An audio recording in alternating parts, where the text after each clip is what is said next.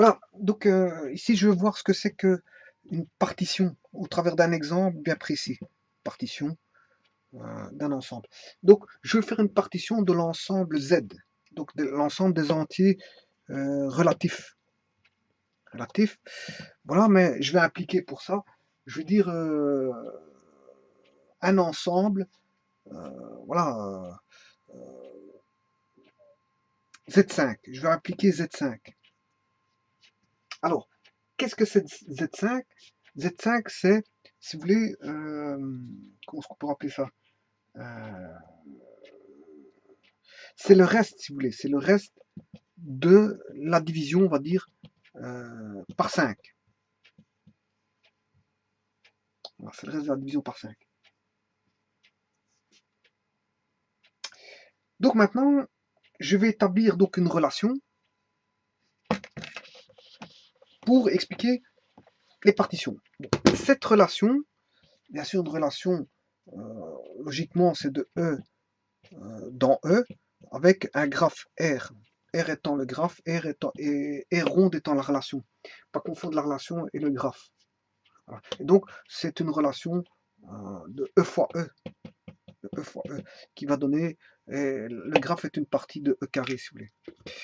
Voilà, donc ceci étant dit, je vais justement faire une relation qui est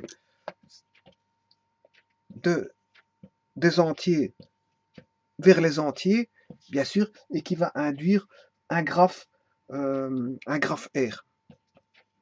Voilà, un graphe R, voilà ma relation. Alors, ici, qu'est-ce que je vais prendre? Je vais prendre la division euclidienne. Je suis bien dans Z. Je vais décider d'avoir comme relation la division euclidienne. Rappelez-vous que la division euclidienne, c'est le dividende est égal à diviseur fois le quotient plus le reste, en sachant que bon, on travaille avec des entiers. Bon, je peux travailler soit avec n, mais ici je vais travailler avec z. Avec z. Voilà, je vais travailler avec z. Parce que je vais faire une relation dans z avec les modulos. Bon. Et donc le modulo, c'est de retrouver tout simplement le reste. Ça va donner le reste de la division par, par un certain quotient. Par un certain diviseur. Le reste par un certain diviseur. Voilà, je vais faire la division d'un dividende par un diviseur qui va me donner un quotient, bien sûr, plus un certain reste. Alors, ici, mon dividende, ici, va appartenir à Z. Je vais faire en sorte qu'il appartienne à Z. Voilà. Bon, mon diviseur, je vais faire en sorte qu'ici, il appartienne... mon diviseur, je vais faire en sorte qu'il appartienne au naturel. Et je prends un cas de figure bien précis. Hein. Voilà, je prends un cas de figure, prendre 5. Je prendrai 5, là. Donc la division, le reste de la division, euh, le reste de la division par 5. Je prendrai un exemple qui est 5. Voilà, donc, et je vais même éliminer le 0. Voilà. Ici, j'élimine le 0. Voilà. Parce qu'on ne peut pas diviser par 0, tout simplement. La division avec 0 donne, quand je dis donne, c'est pas exact, va donner l'infini, mais on va dire que c'est impossible, parce que personne ne sait ce que c'est que l'infini. J'en ai discuté de l'infini, donc je n'y reviens plus. Sachez qu'on ne peut pas diviser par 0, donc je vais retirer le 0. Donc je ne peux pas avoir un dividende qui va être divisé par un diviseur qui est nul. Je ne peux pas, c'est interdit. Voilà, et donc j'aurai un dividende qui est Z, un diviseur qui est Z. Bien sûr, le quotient, la réponse va être donnée bien sûr dans Z. Et lui, peut être nul. Voilà. Par contre, ici, je vais essayer de m'arranger ici pour que le reste soit, on va dire, positif. Voilà.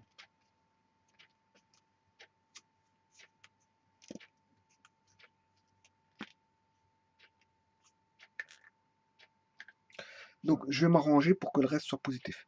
Donc, le reste, ici, le reste va appartenir, si vous voulez, à n. Voilà, je vais m'arranger comme ça. Ça c'est n, hein, parce qu'on ne voit pas bien, mais j'ai mis n. Voilà. Alors, Bon, je peux faire des démonstrations là-dessus, mais là n'est pas le but du jeu, c'est d'avoir l'unicité du quotient et du reste. Je peux faire une vidéo là-dessus plus tard, mais pas maintenant, parce que c'est pas le but. Donc on sait bien que on a D fois Q plus, plus le reste. Voilà, avec le reste on va s'arranger pour qu'il appartienne à n. Bien sûr, lui il appartient à n0, Q il va appartenir à Z, et D va appartenir, si vous voulez, à Z. Voilà. Et alors, bon,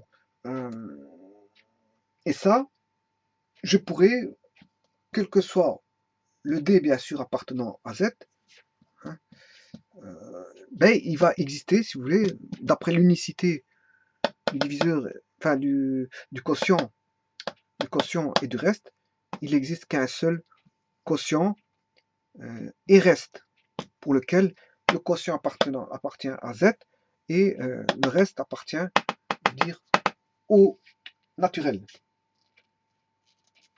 Et bien sûr, avec le reste qui est toujours plus petit que le diviseur, parce que s'il serait égal au diviseur, c'est qu'il y va encore une fois. Donc le reste est toujours plus petit. Et je dirais même que le reste, voilà, le reste est strictement positif. Pourquoi strictement positif? Parce que je vais prendre le reste appartenant à n. Oui, le 0, je peux avoir un reste nul, donc peut-être égal à 0, mais ça veut dire que le reste est compris entre le diviseur et 0. Et 0, je peux le prendre parce que le reste, je vais prendre le reste qui peut être nul. Je peux avoir un reste nul, il n'y a pas de problème. C'est pas un problème d'avoir un reste nul. Voilà. Donc, là,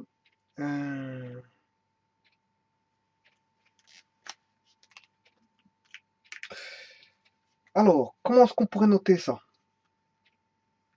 Si je prends, donc dans ma relation, ici, je vais faire une relation modulo. Je vais prendre la relation modulo. Mais ici, je prends un exemple concret avec modulo 5, comme je vous l'ai dit. Mais dans ma relation modulo, je vais prendre ici x. Là, je vais prendre pour un élément z. Bien sûr, ça va être le couple, parce qu'ici, on parle de couple xy. Hein, x appartenant à z, y appartenant à z. C'est un produit cartésien. Hein. Je vais prendre, ce sera de voilà, z fois z. Je prends un élément de z et un autre élément de z. Voilà, xy. Et je vais écrire que, bon, dans ce couple-là, avec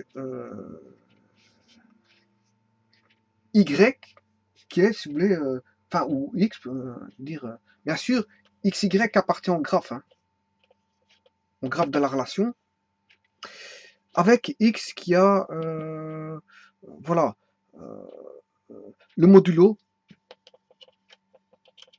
de d. Modulo de d. Bon, certains écrivent ça comme ça, x égale y modulo d, c'est-à-dire deux valeurs qui ont le même modulo. Ici, c'est x et y ont les mêmes modulos par rapport à la division par un nombre d, qui est, je vous le rappelle, d étant appartenant à n sauf 0. Ça va être un nombre strictement positif et entier. Voilà. Modulo, d'ailleurs, je vais prendre 5. 5, voilà, un nombre positif. Non nul, hein, qui est 5. Je vais prendre 5 pour faire ça. Voilà, donc ici, ça, les nombres qui auront les mêmes modulos, hein, bon, les nombres qui ont le même modulo, c'est ce qu'on appelle on aura une congruence, hein, je vous le dis tout de suite. Donc ici,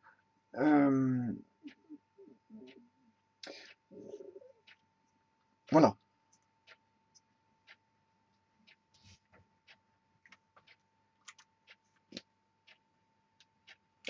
D'ailleurs, quand je dis qu'il y aura une congruence, c'est dans le sens où je peux lire ça, comme ils ont le même reste, je m'excuse. comme ils ont le même reste, ouais, R ici c'est le graphe. Pas confondre avec le reste de ceci, ça n'a rien à voir, hein. Ça c'est le reste, et ça c'est le graphe, ça n'a rien à voir.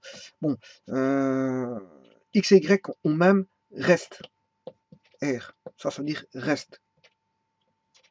Alors que ça c'est le graphe. Pas confondre les R, j'aurais dû pas prendre le R ici. Ah, c'est pas grave.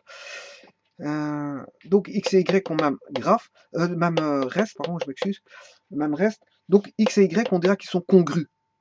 Hein, ça peut se lire, ils sont congrus. Parce qu'il y a une congruence. Hein, ils ont même, voilà, il y a une congruence. Donc X et Y sont congrus. Voilà. Et là, ça peut s'écrire comme ceci. Hein, X et Y sont congrus. Et il y a des propriétés sur la congruence. Voilà. Voilà. Donc X et Y sont congrus. Bien sûr, modulo D, hein, congru au modulo D. Hein. Voilà, on reste de la division par D. Voilà. Et bien maintenant, je vais faire ça. Donc, je vais attaquer ça pour voir ce que c'est qu'une partition à partir de cet exemple-là. C'est-à-dire, je vais étudier, je vais classer l'ensemble Z. Voilà, l'ensemble Z, tous les nombres. Par rapport à Z5, comme je vous ai dit, les restes de la division par 5. Voilà. Donc, en quelque sorte, je vais faire ce qu'on appelle une classe résiduelle. Je vais créer une classe résiduelle modulo 5. Voilà, qui est Z5. La classe résiduelle modulo 5, Z5, mais au travers d'une partition. Alors, comment je vais faire?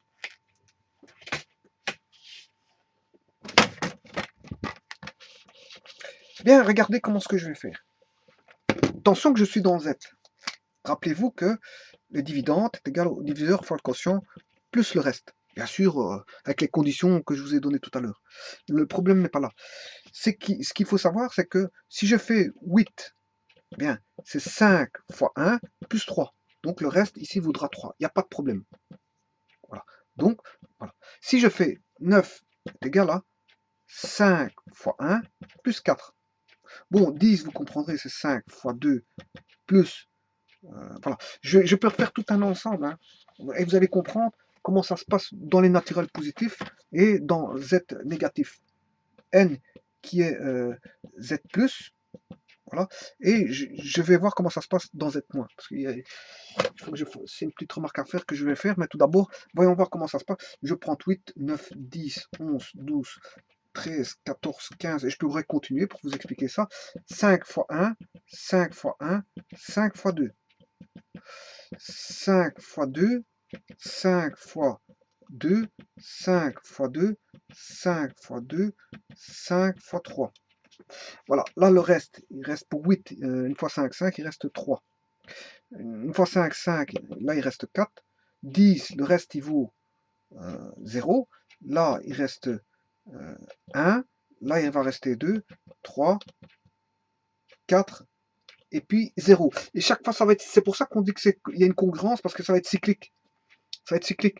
Chaque fois vous allez avoir 0, 1, 2, 3, 4. Si je continue comme ça la suite, hein, 8, 9, 10, 11, 12, 13, 14, 15, 16, 17, 18, 19, 20, 21, 22, 23, 24, 25, 26, 27, peu importe, hein, en continuant la suite, j'aurai toujours, bien sûr, à partir de 8, j'aurai 3, 4, 0, 1, 2, 3, 4, 0, 0, 1, 2, 3, 4, 0, 1, 2, 3, 4, 0, 1, 2, 3, 4, 0. Donc j'ai bien, si vous voulez, une forme cyclique qui va apparaître. Les restes de la division par 5 va donner 0, 1, 2, 3 et 4. Voilà. Ça va donner 0, 1, 2, 0, 1, 2, 3, 4. 0, 1, 0, 1, 2, non, pas pour ça. 0, 1, 2, 3 et 4. Ça ne donne que ceci. Voilà. Certains vont donner des restes, certains restes vont me donner 0, comme c'est le cas par exemple de tous les diviseurs de 5, ils vont me donner 0. Alors, tous les diviseurs de 5 plus une unité vont me donner pour reste 1. Tous les diviseurs de 5 plus 2 unités, hein, ça veut dire tous les diviseurs de 5 plus 2 unités, ce serait par exemple 12, 17, 22, 42, etc. nous donnerait toujours un reste de 2. Voilà. Tous les diviseurs de 5 plus 3 unités me donneraient un reste de 3.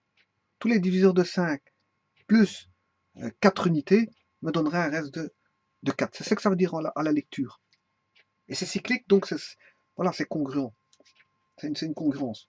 Voilà. Et quand c'est divisé, et là, on retrouve la division par 5. Donc là, on va dire qu'on a un reste nul. Donc, en fait, le nombre sera divisible par 5. Quand on retombera ici à chaque fois ici, c'est-à-dire 0, 5, 10, 15, 5, 10, 15, 20, 25, 30, 35, 40, 45, 50, 55, 60, 65, 70, 75, 80, 85, 90, 95, etc. On va tomber ici. Par contre, ici, on va retomber sur 1, 6, 11, 16, 21, etc. Là, on va retomber par exemple sur 2, 7, 12, etc. Voilà, ainsi de suite. Donc, quelque part, j'ai trouvé mes restes de la division par 5, c'est Z5 va me donner soit 0, 1, 2, 3, 4. Bon, alors les classes résiduelles modulo 5, je vais les écrire comme ceci. Hein. 0, 1, 2, 3 et 4. Je ne peux pas dépasser 5. Et on savait qu'on ne pouvait pas dépasser 5 parce que je l'avais écrit dans une équation tout à l'heure que le reste doit être toujours plus petit que les diviseurs, mais doit être plus grand ou égal à 0. Doit être compris entre le diviseur. Voilà. Doit être compris entre le reste et 0. Et c'est bien ce qui se passe ici. Enfin, le reste, je m'excuse. Le reste est plus petit que le diviseur. Voilà, mais le reste doit être plus grand que 0 et peut être égal à 0, c'est le cassé. Donc, le reste est compris entre 0 et le nombre en dessous de 5, c'est-à-dire 4. Si j'avais pris les diviseurs de 10, ben, on aurait un reste qui irait de 0 à 9. Si je prends les diviseurs de 20, j'ai un reste de 0 à... Si je prends 20, les diviseurs de 20, voilà, j'aurai un reste de 0 à 19. Voilà. Et ça, c'est à chaque fois comme ça. C'est toujours comme ça. Donc, on aura toujours ici le diviseur moins 1, si vous voulez. On aura toujours le diviseur moins 1. C'est-à-dire, si je prends 20, j'aurai de 0 à 19. Si je prends 40, 0 à 39, etc. Voilà comment ça va se passer ici. Bon, maintenant, le but, c'est pas de voir le modulo, ni la congruence, ni les propriétés de congruence, ni au pro-caisse, mais c'est tout simplement de voir ce que c'est qu'une partition. Ouais, je n'ai pas encore expliqué comment on allait faire pour les négatifs. Négatifs, on va tricher un petit peu, parce que je vais essayer de faire en sorte que le reste soit positif. C'est-à-dire que si je fais moins 9 est égal à 5, parce que j'ai dit que le 5 était positif, c'est la division par 5, 5 fois combien? Fois moins 1. Moins 1 fois 5, ça fait moins 4. Pour avoir moins 9, je dois avoir moins 4 comme reste. Mais si je vais un petit peu tricher, je vais faire en sorte que je prends l'élément moins 9, je prends l'élément juste au-dessus. C'est-à-dire pas moins 1, mais moins 2. Voilà, je fais juste un petit décalage. Moins 2, 5 fois moins 2, ce qui fait moins 10. Voilà. Et pour avoir moins 9, je vais faire plus 1. Donc, je vais faire en sorte que je vais avoir un reste de 1. Voilà. Parce que pour essayer de m'arranger pour avoir un reste strictement positif et pour rester, si vous voulez, dans la fourchette Z1, Z5 hein, qui vaut 0, 1, 2, 3, 4. Voilà. Et je n'aurai pas de reste négatif en faisant ça. Bon, ceci étant dit, on va créer notre fameuse partition. Et voilà, de créer notre partition. Alors, dans la partition, qu'est-ce qui va donner comme reste 0? On l'a dit, c'est tous les multiples de 5. Donc, je peux écrire que c'est 5K. Hein. Donc, là-dedans est repris dans 5K. Par exemple, un exemple. Oui, attention qu'ici, on avait que le Z, on aura, je crée déjà voilà, un ensemble, un sous-ensemble, on va dire, de l'ensemble Z. Ceux qui vont me donner 0 comme reste, c'est les multiples de 5. C'est-à-dire, multiple de 5, c'est 0. Mais est-ce que je peux prendre les 0 0, 5, 10, 15, 20, 25, etc. Donc vous voyez que tout cela, ils vont me donner le même reste. Ils sont congrus.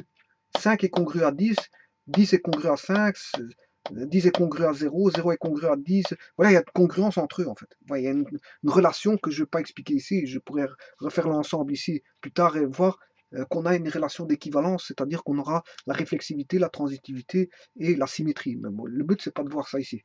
Bon, là, tous ceux qui vont donner comme reste 1, alors, bien sûr, je ne mets pas les négatifs. Hein. Si vous comprenez avec les positifs, vous comprendrez que ça se passe comme ça avec les négatifs, à la manière comme je l'ai expliqué pour avoir un reste positif. Voilà, donc ici, je vais avoir par exemple, pour avoir 1, je vais avoir par exemple 1, 6, 11 va me donner 1. Voilà, et on a tout un ensemble de valeurs qui vont me donner 1.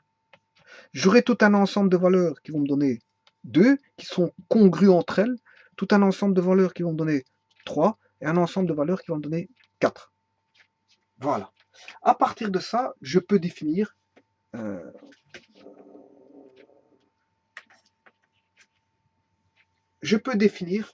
ma partition.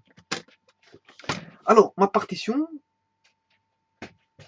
pour avoir une partition, la première des choses, bien sûr, ici c'est une partition dans l'ensemble Z. Hein.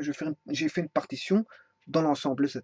Voilà. Combien de partitions? J'en aurai 1, 2, 3, 4, 5. Parce que, voilà. Pourquoi 5? Parce que j'ai 5 restes possibles. De 0 à, si vous voulez, à D-1. On aura toujours de 0 à D-1 comme reste. Toujours. Donc, fatalement, j'en ai combien? J'en aurai exactement 5 ici, dans ce cas-ci, c'est-à-dire autant de valeurs que j'ai pour le D. Hein, voilà, D.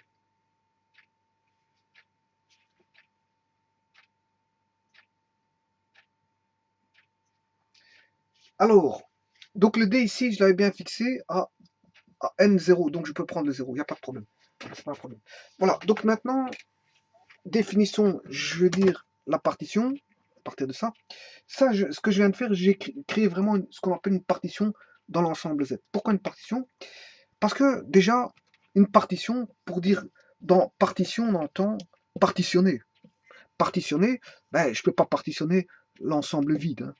L'ensemble vide, je ne peux pas le partitionner. Donc, il faut qu'il y ait quelque chose pour que je puisse le partitionner. Donc, en fait, ça veut dire que,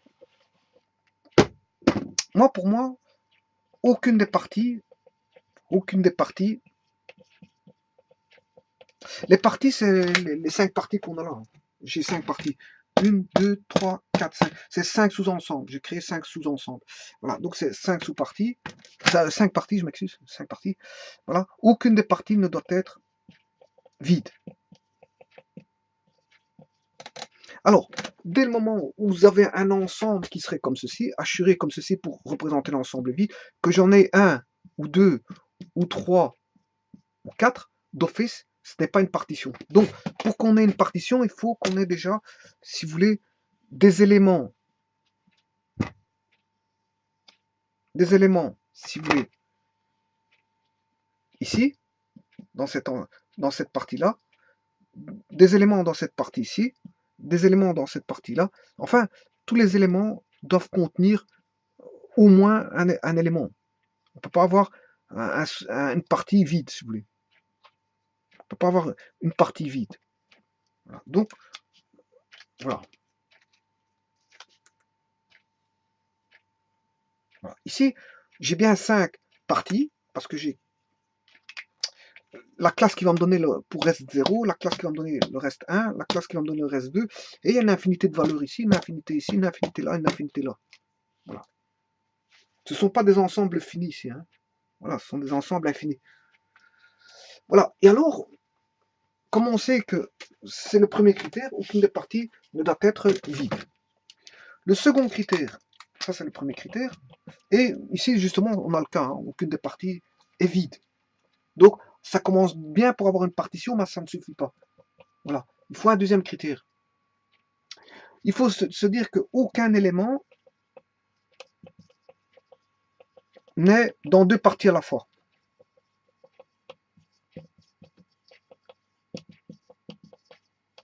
Enfin, et ici c'est le cas, fatalement, vous ne saurez pas avoir un élément qui, qui va vous donner pour reste. Parce que justement, ça c'est pourquoi? Parce qu'on a l'unicité du reste. L'unicité du quotient et l'unicité du reste. J'ai marqué tout à l'heure, il n'existe qu'un seul. Il existe un seul euh, quotient et reste. Bien sûr appartenant à leurs ensembles respectifs, hein, que j'avais fixé tout à l'heure. Donc, il n'existe qu'un seul quotient et reste, donc fatalement, on ne peut pas avoir, lui ne saurait pas avoir pour reste 0 et 1. 0 et 1. Il n'a pour reste que 0 ou 1. Celui-ci n'a que pour reste 1. Celui-ci n'a pour reste que 2. Celui-ci n'a pour reste que... Voilà, ça c'est les restes qui vont donner 0. Les restes qui vont donner 1. Celui qui va donner le reste 2, le reste 3 et le reste 4. Donc, n'allez pas me dire qu'ils ont... lui, là, il peut avoir comme reste soit 2 ou 3, ou là, 2 ou 1. Ou, voilà. Donc ici, on n'a bien aucun élément dans deux parties à la fois. Donc, pourquoi? Parce que ici, c'est dû à une propriété qui est l'unicité, si vous voulez, du quotient et du reste dans la division euclidienne. Donc, jusqu'à présent, tout marche. Voilà. Et il reste plus qu'un critère et qui va faire en sorte que là, on aura une partition. Si j'ai trois critères, sans les trois critères, je n'aurai pas de partition. Et alors, le troisième critère, en fait, c'est que si je réunis tous les éléments des parties, eh ben, j'ai exactement l'ensemble de départ, c'est-à-dire Z. Donc, si je réunis toutes les parties, mais vraiment toutes, hein, sans en oublier une, j'obtiens l'ensemble de départ. Départ qui était Z, je suis parti de Z, j'ai partitionné Z. Voilà, j'ai partitionné Z. Bon, et alors, c'est-à-dire que si je rassemble celui-là, avec celui-là, avec celui-là, avec celui-là et celui-là, mais j'obtiens Z. Effectivement, ça va être le cas ici. Si je rassemble tous ces ensembles, je vais avoir l'ensemble Z. Donc, quelque part, lui, il répond la classe résiduelle modulo 5, hein, la classe résiduelle modulo 5, tous les éléments congrus qui vont me donner par exemple pour reste 0, tous les éléments congrus qui vont me donner pour reste 1, tous les éléments congrus qui vont me donner pour reste 2, tous les éléments congrus qui vont me donner pour reste 3, tous les éléments congrus qui vont... Et il en existe une infinité d'éléments congrus ici, hein. Voilà, ça vous comprendrez. Eh bien, là, à ce moment-là, si je rassemble tout, j'ai Z. Et en fait, ça répond aux trois critères justement de la partition. Et la partition, donc je viens de faire ce qu'on appelle une partition de l'ensemble, ici d'un ensemble, qui est ici l'ensemble Z. Voilà. Alors maintenant, sachant ceci, rappelez-vous qu'une partie, on va écrire ça de manière mathématique. Voilà. On va écrire une partition de manière mathématique, en respectant les trois critères. Bon, rappelez-vous qu'une partie c'est P. Hein. Une partie, je peux appeler ça P. Voilà. Donc ici, j'ai 1, 2, 3, 4, 5 parties. Bon. Alors, aucune des parties ne doit être vide. C'est-à-dire que, quel que soit l'élément que je vais prendre à une des parties,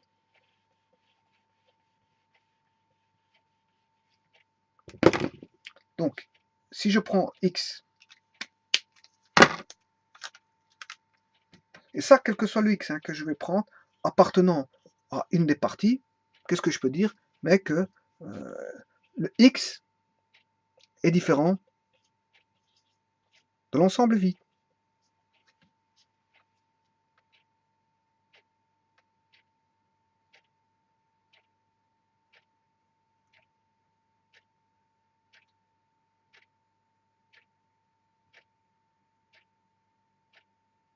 Voilà.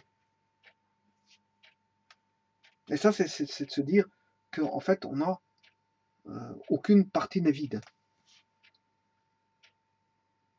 Bon, je pourrais écrire ça autrement. Hein.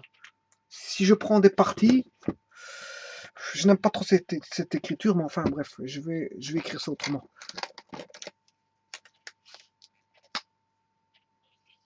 L'ensemble vide n'appartient pas, si vous voulez, à une quelconque des parties. Voilà. L'ensemble vide n'appartient à aucune des parties. Mais je préfère cette écriture-là. Voilà. Alors, ici, aucun élément n'est dans deux parties à la fois. Bon. C'est-à-dire que si je prends deux parties, et quelles qu'elles soient, hein, deux parties, quel que soit grand X, hein, qui appartient à une partie, voilà, quel que soit grand Y qui appartient, qui est une partie aussi, mais si je fais l'intersection grand X inter grand Y, mais je dois avoir l'ensemble vide. Je ne peux pas avoir, quand je prends voilà, des éléments d'une partie avec des éléments d'une autre partie, mais si je fais l'intersection, le fait qu'on ait le vide comme intersection suppose que, je veux dire, on n'ait pas d'éléments en commun entre les deux sous-ensembles qu'on met en relation pour voir s'il y a des éléments qui sont repris dans les deux ensembles, qui sont répertoriés dans les deux ensembles. Bien, si vous faites l'intersection des deux et que vous n'avez pas vous avez du vide, c'est-à-dire que vous n'avez pas d'éléments à l'intérieur de l'intersection, ça veut dire que ils sont disjoints, si vous ils sont disjoints. Les deux ensembles sont disjoints, ça veut dire qu'ils n'ont pas les mêmes éléments en commun. Et donc, fatalement, si vous faites ça avec tous les éléments, pour tout on va dire, tout élément de partie, enfin, tout ensemble, avec tous les ensembles faisant office de partie, hein, faisant office de partie, par exemple, si je prendrais celui-ci et celui-là, si je fais leurs intersections, je dois trouver qu'il n'y a aucun élément commun. Et fatalement, c'est le cas ici. Si je prends celui-là et celui-là, je dois trouver aucun élément commun. Si je prends celui-ci et celui-là, aucun élément commun. C'est ça que ça veut dire. Voilà. Donc ça veut dire qu'ils sont disjoints. Voilà. Bon, maintenant, la dernière, c'est que si on réunit toutes les parties, on obtient l'ensemble de départ. Ça, vous comprendrez que c'est la réunion. Hein. Si je fais la réunion de toutes les parties, si je fais quel que soit X, grand X,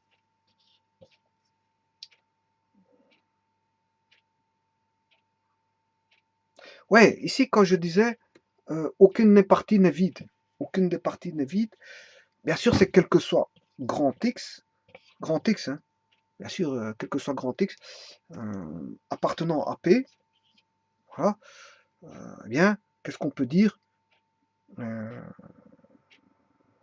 que grand X est différent du vide. Voilà. C'est grand X, pas petit x, parce que c'est vrai que tout à l'heure, j'avais marqué x, petit x. Voilà. Voilà. Donc, quand je prends une partie, hein, voilà. Voilà. Quand je prends une partie, il faut que cette partie soit non vide. Voilà, c'est ça que ça veut dire. Quand je prends deux parties, il faut que ces deux parties soient disjointes. Voilà. Et en d'autres termes, maintenant, si je prends toutes les parties, voilà, je dois refaire tout l'ensemble complet qui est, dans ce cas-ci, Z, hein, dans ce cas-ci. C'est-à-dire ici, je prends quel que soit X appartenant à P, ouais, je vais en faire cette fois-ci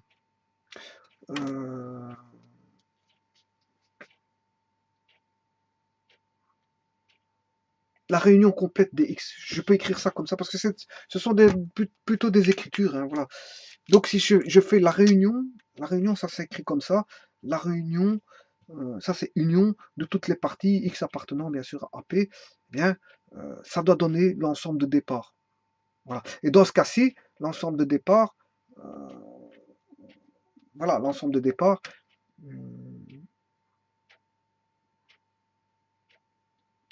l'ensemble de départ, dans ce cas-ci, c'est Z. Hein. C'est Z. Donc si je fais la réunion de tout ceci, la réunion va me donner Z. Voilà. Donc ici, ça veut dire que si je prends, en d'autres termes, hein, je vais expliquer ça, si je prends une des parties X appartenant à une des parties, voilà, X appartenant à une des parties. Si je prends X appartenant, ceci fait partie de une des parties. Hein. Hein, voilà. Ça, ce sont les parties. Voilà. Les parties sont là. Ici, j'ai combien de parties? 1, 2, 3, 4, 5. Alors, X fait partie d'une des parties. Donc, par exemple, X, ce serait cet ensemble-là, fait partie de une des parties. Ou je pourrais prendre celui-ci, fait partie de une des parties. Donc, l'ensemble grand X est l'ensemble qui fait partie d'une des parties. C'est ce que ça veut dire. Maintenant, quel que soit X appartenant à P, quel que soit Y appartenant à P, l'intersection doit donner l'ensemble vide. Ça veut dire qu'il n'y a pas d'éléments communs. Vous savez, les ensembles sont disjoints. C'est-à-dire que si je prends X appartenant à une des parties, et bien sûr que je prends un autre, hein, si j'ai pris celui-là et que je vais regarder avec celui-ci sera le X, celui-ci sera Y. Et c'est valable pour tout X, tout Y. Hein. Et donc, si je fais l'intersection de ces deux-ci, mais je vais obtenir l'ensemble vide. Maintenant, si je prends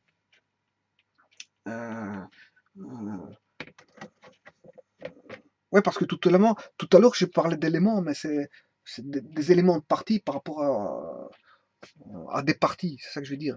Donc ici, c'est X, ma partie, supposons que je prenne celle-là, et je vais regarder avec Y, qui est celui-là, par exemple. Voilà. Donc, X appartient à une des parties, et Y appartient à une des parties. Si je fais l'intersection de chacune des parties prises, eh bien, j'obtiens, donc, on va dire, aucun élément en commun, c'est-à-dire que j'aurai toujours, et ça c'est toujours vrai. Hein. Pourquoi c'est toujours vrai? Parce que c'est quel que soit. Quel que soit. Et ça c'est toujours vrai aussi. Hein, quel que soit l'ensemble des parties, je ne peux pas avoir une des parties qui est vide. Maintenant, la réunion de toutes les parties doit donner bien sûr l'ensemble de départ. Bon, l'ensemble de départ, je peux appeler ça E, s'il y avait un ensemble de départ. Hein. Bon, mais ici mon E c'est Z. Parce que j'ai pris un cas de figure, là, si je fais la réunion de tout ceci, j'obtiens l'ensemble de Z. Donc, si je fais la réunion de chacune des parties, appartenant, bien sûr, X étant une partie, voilà, je prends toutes les parties, et là, il faut les prendre toutes, attention. Hein. C'est la réunion de toutes les parties ici, attention, attention. C'est la réunion de toutes les parties, et pas qu'une de deux ou de trois. Voilà. C'est la réunion de toutes les parties. C'est comme ça qu'on écrit ça comme ça. Hein. C'est des écritures voilà, qui sont comme ça. Ça, c'est la réunion de toutes les parties. Et ça doit donner l'ensemble de départ. Et donc ici, fatalement, j'ai bien créé, au travers de la classe résiduelle modulo 5, une partition de l'ensemble Z. Voilà, une partition de l'ensemble Z. Voilà, qui répond aux définitions voilà, de partition. Partition. Donc, ne pas confondre une partie, je l'ai définie, je veux dire, dans une des vidéos précédentes, et pas confondre la notion de partition. Voilà, une partition répond à 3 critères fondamentaux. Si vous n'avez pas les 3 critères, vous n'aurez pas la partition. N'allez pas croire que en créant des parties, vous aurez une partition. Non, c'est pas des. La partition, c'est une, on va dire, ça doit répondre à 3 critères fondamentaux. Voilà. Déjà, une partie peut être une partie vide, une partie peut être vide. Voilà. Une partie peut être vide. Vous pouvez prendre une partie. Hein, si vous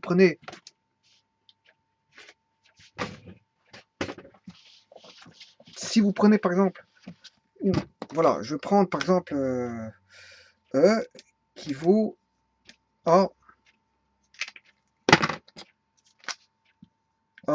B, C, D. Voilà un ensemble E. Moi, j'embête pas cet ensemble-là parce qu'il est simple. Voilà, si une des parties, ce serait ceci. P, par exemple, ce serait ceci. Ceci. Je choisis rien. Je décide de rien choisir. Voilà. Donc je peux avoir une partie qui est l'ensemble, un sous-ensemble de E qui est, si vous voulez, une partie vide. Hein. Voilà. Ça, c'est une partie, ça. Voilà. Alors, pas confondre avec P rond de E que j'ai défini auparavant, c'est toutes les parties, les possibilités de parties qu'on peut avoir. Voilà, c'est toutes les permutations qu'on peut avoir, y compris l'ensemble vide. Voilà, je peux avoir là-dedans l'ensemble vide. Bien sûr, on peut avoir A, c'est toutes les possibilités, je les ai faites. A, on peut avoir B, C, on peut avoir AB, BC, AC et ABCD. Voilà, donc en fait, il y aura combien de possibilités de Perron de E. Perron de E voudra exactement, cardinal de Perron de E voudra exactement, dans ce cas-ci, j'ai combien d'éléments? Ah ouais, j'ai mis 4 éléments, donc ouais, j'aurais dû en mettre 3 pour avoir plus facile.